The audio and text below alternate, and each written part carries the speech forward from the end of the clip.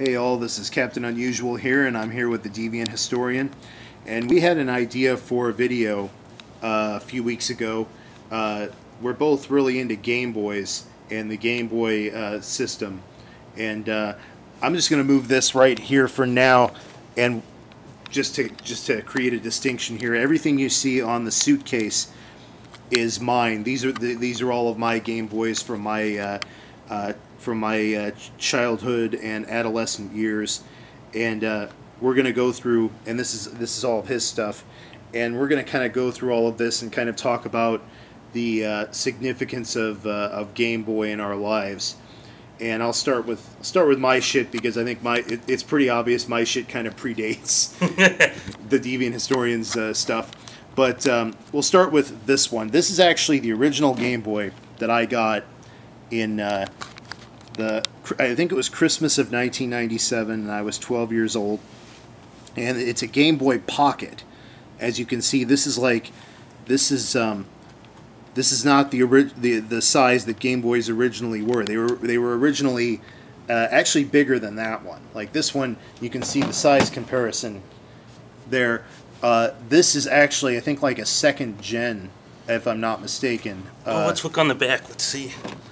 Does it give any more descriptive information? Because I know the original one, I think, came out in '89. Yeah, and it was bigger than this. It was like almost, I think, twice this size. So it's not even really a pocket. It's like Game Boy well, desktop. this one's the Game Boy Pocket. This is like kind of a second or third generation Game Boy. I'm not completely sure. We're probably going to play a little loose with the facts here. Well, the price was right. But yeah, see, I got this one. I got this one at Goodwill. This was years later. This would have been maybe only a few years ago that I bought it. Every time I see a Game Boy, or even like Game Boy games at Goodwill or a thrift store, I automatically buy them, just because. But yeah, this is not an original Game Boy, but it's kind of close to it. It's when the Game Boy was only a couple of years old. They looked like this. They took, I believe, 4 AA batteries. Yes, 4 AA batteries, and I think this one took 2 AAAs. So it was kind of an improvement, and the battery life, I remember the battery life on this one actually being pretty good. Was this a color, or was this just a pocket? It was not a color. Okay. It was the very same. I think the screen was, you see, the screen's slightly bigger. The screen is very slightly bigger, and I think it had more pixels. So I think it was like higher resolution, but it was still not color. But it was much smaller. I mean, this lived up to its name in that you really could fit it in your pocket. And as you can see, I kind of to protect the screen, I put like Scotch tape all over it. Well, actually, what happened was the shield, the cover for the screen started falling off, so I had to tape it to the Game Boy to keep it in place. But this device gave me many hours of entertainment when I was 12 to basically all through my adolescent years, and it's the only Game Boy system. It's the only gaming system I ever had growing up. My parents were older parents. They didn't really understand modern technology or video games, so it took a while for them to kind of like get on the video game bandwagon, and so I never ended up actually getting an NES or a Super Nintendo or even a Nintendo 64.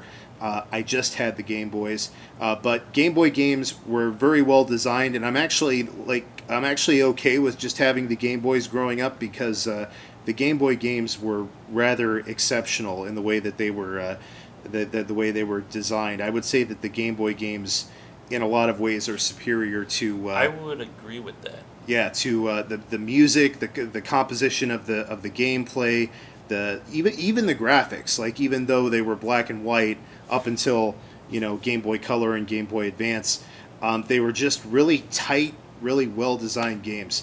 And I have several of them here, and I can go through some of them here. I'll just acknowledge this one first, and I'll have the Deviant Historian talk about some stuff too. But Game Boy Advance, I bought this much later. I didn't have it growing up. I was already an adult when I bought Did you this. buy it used? I bought it used. I believe I bought it from a friend. I'm not exactly sure who, but I'm pretty sure I bought it from a friend and got a pretty good deal on it. But For $20, a sandwich and a handshake. something like that, yeah. But I have a lot of friends who kind of like. I actually had a friend who was like addicted to gaming, and so he sold me a lot of his shit for really cheap because he just needed that stuff out of his life. Yeah. Addict gamers. That's the best price market. So I liberated him. You know, like I for a very small fee. Well, actually, not for he didn't pay me to take. No, but I got all this stuff for very cheap. But I'll start getting into the games here. Let's see, and I'll try to do them in kind of chronological order to a certain extent. Well, this yellow one, this one jumps right out at you. This is the one that this game or that this Game Boy came with, Donkey Kong Land 2. Very fun game, very fun. It was made in 1995, 1996, and Donkey Kong Land 2. Very cool graphics, very cool gameplay. I never beat this game. I got pretty far in it, but I kind of gave up on playing Game Boy games when well, here's what happened. These newer cartridges, they have a little battery in them that saves your progress. And eventually that battery dies after a few years. And so it gets very frustrating. After about 3 years, I kind of gave up on trying to beat this game because it was no longer possible to save your progress. Yeah, you're laughing, but it was pretty. It kind of sucked. Kind of sucked for me. It wasn't. It's so ghetto.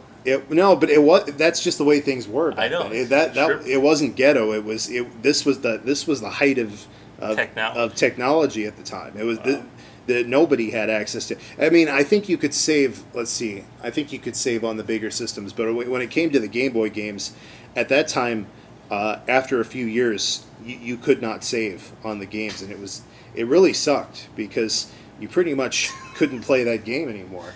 I'm glad you find it really funny because when you're like 14, 15 years old and you love this game and you're close to beating it, it's not so funny. I know, like to me, it's sort of like a symbol of high school and your life at the time. Like you're stuck in shit and you're not able to get out of it. No matter how hard you try, no matter what avenue you approach the game, there's just something that's defective with it that it's just fucked until you either give up or you get a new system. Yeah. Yeah, so I had a couple of these cases, protective cases here, just a couple. You don't really need them as long as you keep them in a container and keep them away from the dust and everything. They're pretty much good to go. I've never really had a problem with a Game Boy game. I had the issues that everybody else had where you put it in and the pins aren't quite lined up, and so it's a bunch of gobbledygook when you turn it on, but. You know, and I did the thing with where you blow into it, like you blow into the game to make it work, which they say now actually doesn't do anything.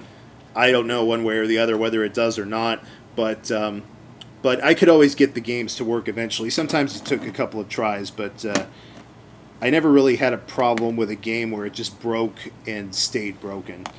But it's still nice to have these plastic protective cases, especially if it's a game you really care about. Here I have Tetris. Tetris is a really fun game. I would say that Tetris is one of my favorite I'm not really much of a gamer, to be honest, and that may be partly by virtue of the fact that it wasn't really a thing for me growing up, except for at the most basic level, these Game Boy games I was able to play on Game Boy. So at the most basic level, I could play video games, but when it came to like actually doing it as a social thing and having like a game system in my room, I never had that. So I never really got into gaming as a culture and as like a social pastime. But Tetris is always fun. I would say it's my second favorite video game after Columns, Sega Genesis Columns, which is a similar kind of puzzle game to Tetris, except it's a little bit different. It's like a match 3 game that has kind of a cool cascading effect if you get things if you do things right. So, but Tetris is a close second. It's a lot of fun. And good, we got to this one. This is the second game I ever owned, and it's Super Mario Land. Came out in 1989. The music for this, I would say the music is the one thing that kind of sets this one apart. Music in Mario games tended to be really good, and I would say in particular this game, the composition of the music was really nice. The game was fun. It wasn't too hard. I actually came very close. And this cartridge, see, this one is old enough. It's from the late 80s. This one you could never save on. This one did not have a battery in it. Wow. So this one I was used to the fact that I would have to go through the whole game every time. But it was a slightly shorter game, and it was also slightly easier than Donkey Kong Land 2. It was kind of simpler, and I came very close to beating this game. I've never quite beaten it, but I never really felt like I needed to. It was a fun, relaxing game to play, and it always kept me engaged. I actually got this this game from a friend when I was 12, 13 years old. It was a friend of mine who ended up moving away, and this cartridge kind of destroyed our friendship, unfortunately, because what happened was I traded him, like he traded me this game for a Michael Jordan basketball card that I had. Like I got it at Chuck E. Cheese for like, I don't know, 20 tokens, couple thousand tickets or something, and it was nice. I mean, it was like framed in wood and everything. It had like a wood back on it, and it was all framed and shit. So it was a nice basketball card, but I didn't give a shit about basketball. I wanted a Game Boy game. So he actually had one. He happened to have one along. We were at Chuck E. Cheese together, and he offered to trade me the card for this game. And I was like, hell yeah, I'm going to do that. So we went ahead and we did the trade, but he ended up regretting it, obviously, because he kind of realized that a Game Boy game is a lot more fun than a stupid Michael Jordan basketball card. I don't know, maybe the card ended up being worth a lot of money or something. I don't know. He's actually living in Brooklyn now, so maybe he cashed in on the card to pay for his like, he's like an artist living in Brooklyn now, so maybe that got him started, and he's it had magical powers that talked to him, led to his amazing life. So who knows? But anyway, I have no regrets. Unfortunately it didn't really destroy our friendship, but it definitely kind of created some tension between us. But I loved this game, and I never looked back. So that's the second game I ever owned or played. Donkey Kong, or not Donkey Kong, Mario Land 2, 6 golden coins. This one came out in the early 90s, and there's a very obvious difference in the graphics for this game. It's much more, the graphics are much more detailed than in Super Mario Land 1, but I would also argue that they're not as good, really. I would say that even though the graphics in Super Mario Land were simpler, they were kind of more charming, and they were more creative, and they were actually better done. And visually, I would argue that even though Super Mario Land is a simpler game, it's actually a more aesthetically pleasing game. I could boot both of them up in this, and we could look at them. I kind of figured that we would just kind of do that at a later one, or that we would just kind of say, like, because people can basically kind of look up what the gameplay of these games look like. So I figured we would just kind of show them the hardware, and if they want to see what the games really look like, they can just look it up on YouTube, because there are like an infinite number of videos for that. But like Wario Land 2 is the third game I ever had, and this was a fun one. This was another one where the damn battery died, and this is a long game too, so it kind of sucked. Actually, it might have been Wario Land 3 that I had. Let me see. And here. see, the battery thing, that was something that I was totally unaware of. I've never really experienced a battery dying on a video game that I played before for a Game Boy. Yeah. Huh. Yeah, it really sucks. Wario is Mario's evil twin brother, I think, or something. So you're actually playing the bad guy. And I remember one thing that's kind of interesting in this game. Wario is the protagonist, and he's trying to get his stolen gold back or something. But he's immortal in this game. He doesn't die. So the gameplay, like the game isn't ended by the fact that he dies. he never actually dies. It's just whenever he gets hit by something, I believe what happens is he loses some of his gold coins, like they fall out of him, like they literally like fall out of him, and it's kind of trippy, but like it is. It's like a philosophical thing too, because he's immortal, and he. But once he runs out of gold, then he can't go any further, and you have to start over at the last place that you saved. Yeah, and then he gotta sell his plasma, and it's kind of a pain in the ass to get that gold money back. So essentially, it's kind of the same thing as it's effectively the same thing as him dying, but he doesn't ever actually truly die. But it's kind of a unique and interesting game, and that's the third game I ever had. This blank one is just another Tetris game. Huh. It's the very same one. It's the Soviet style one. Yes, no advertising. We don't commercialize. We have no label on the game. But yeah, I remember it fell off. The label fell off, and it's the very same original Nintendo Tetris game. Pokemon. This is going to piss some of you off, but I've never actually even played this game. Wow. Or at least I played it very little. Pokemon just never really interested me. It just didn't. You should pawn that, man. That's probably worth a lot now with the Pokemon frenzy. You could have cashed in on that fad like a year ago. It very well could. Yeah, I very well could sell it and I'd be okay with selling it because, we can pretty much play. These days we can pretty much play any game we want online anyway. Yeah. One way or another. And I really had no sentimental attachment to this particular game, so I could very well sell it, and I just might do that. Another Tetris. Jeez, I have 3 copies of Tetris. You never want to run out of that. Well, it was a very common one. I think Tetris might have been. Yeah, it was actually. I'm pretty sure that it was the game that the original Game Boy came with. Oh. I'm glad that I got that mine came with Donkey Kong Land 2 with the yellow cartridge. That was pretty cool. But well, that's your only colored cartridge besides your red Pokemon. Besides the Pokemon, yeah. But they really wanted to make a distinction. They made it like banana yellow or kind of canary yellow, and it was at the time it was a state-of-the-art game. I mean, it was the monkeys, the Donkey Kong monkeys. They look 3-dimensional on that screen, which is impressive considering that it's a black and white screen with a fairly low pixel resolution. But the characters and the scenery has a 3-dimensional aspect to it that's basically, I would say, kind of rivals the Super Nintendo version of the Donkey Kong Land games. So. Or the Donkey Kong Country, I believe it's called.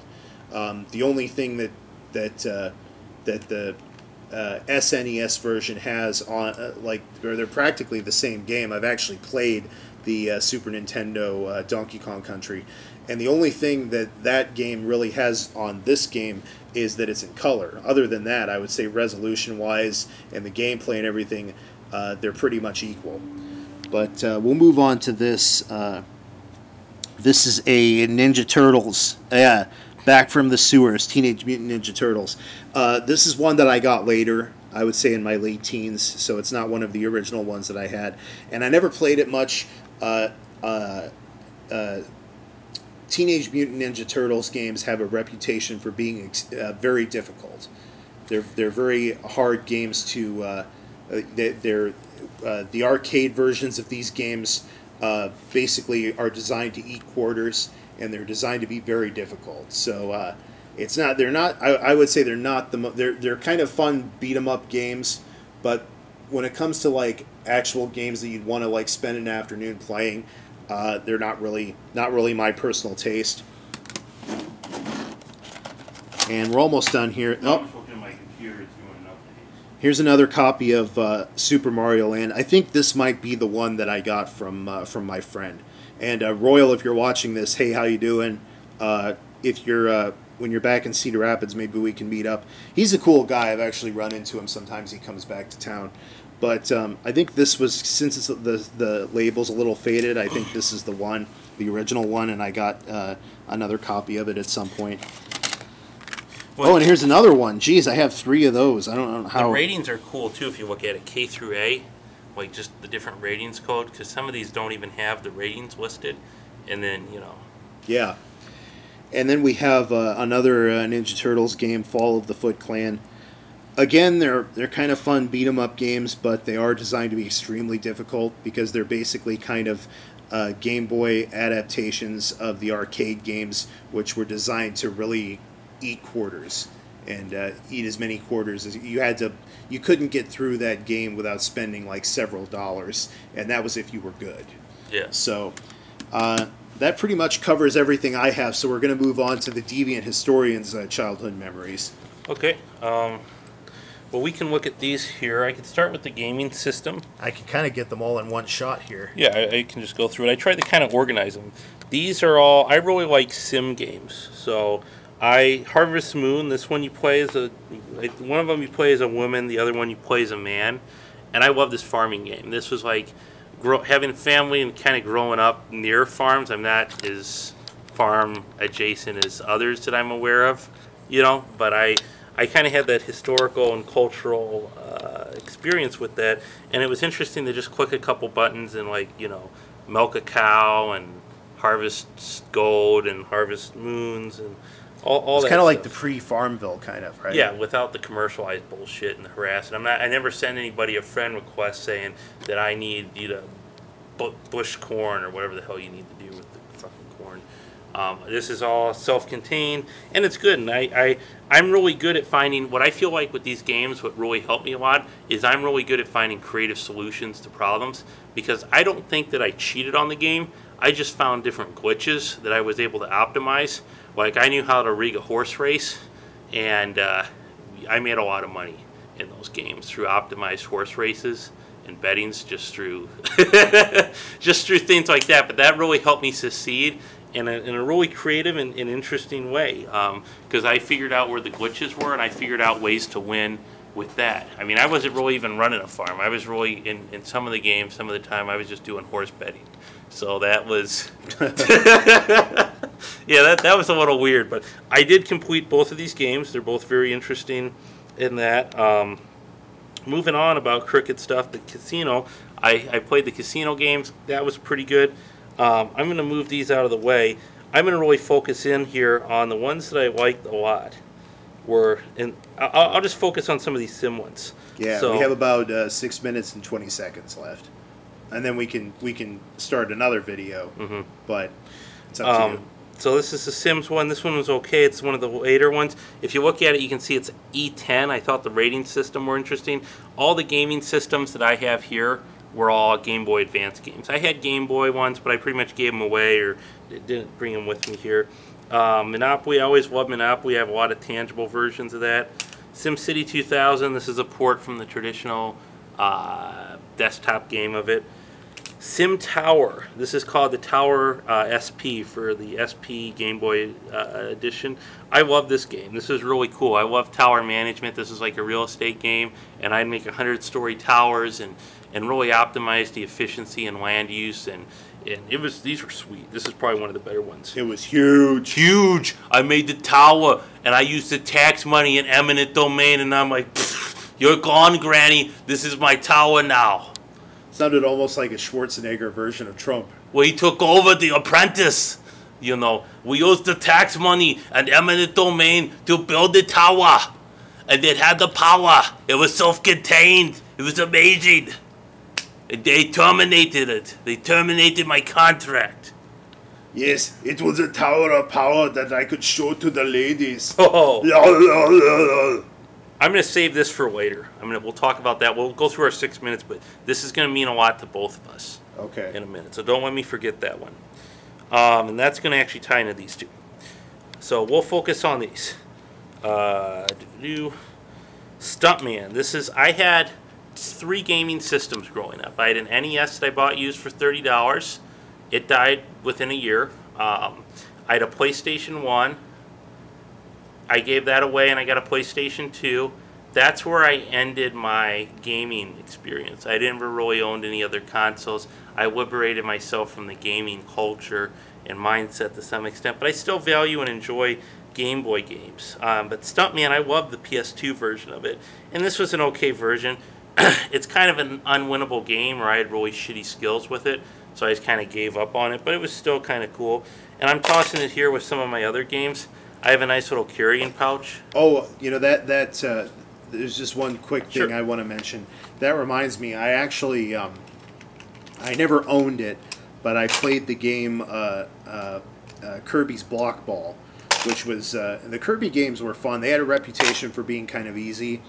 And that Kirby's Block Ball game, it's basically like almost like pinball on a Game Boy, except Kirby is the ball. It was kind of you can look up the gameplay if you want to know like more of the details of what it looks like. But that's actually the only video game in my life I've ever beaten.